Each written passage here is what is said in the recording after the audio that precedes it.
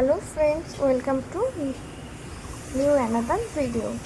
আমি আমার বাড়ির ব্যালকনির বাগানে কীভাবে যত্ন নিই সেটাই শেয়ার করব। আপনারা তো বাড়িতে কলা খানই, সেই কলার চোপাগুলো ফেলে না দিয়ে রোদ্দুরে শুকোতে দেবেন। দিয়ে এরকম শুকনো হয়ে গেলে দেখবেন কালো কালো হয়ে গিয়েছে, এরকম ছোট ছোট করে কেটে নেবেন। আরও ছোটো চাইলে আরও ছোটো করে কাটতে পারেন, আমি এভাবেই কেটে নিয়েছি। এরপর আপনারা গাছের চারপাশে দিয়ে দেবেন, টবে হোক বা মাটিতে গাছ লাগিয়েছেন তাতে। এই কলার চোপাতে নাইট্রোজেন থাকে, তো গাছের খুব ভালো ফুল ফল ধরতে সাহায্য করবে। আপনার বাড়িতে যেসব গাছ আছে সব গাছেই দিতে পারে।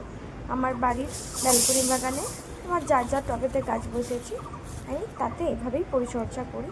আরও অন্যান্যভাবে করি, পরে আপনাদের সঙ্গে আবার শেয়ার করবো আর কীভাবে করি। তো কলার চোপাটা ফেলে না দিয়ে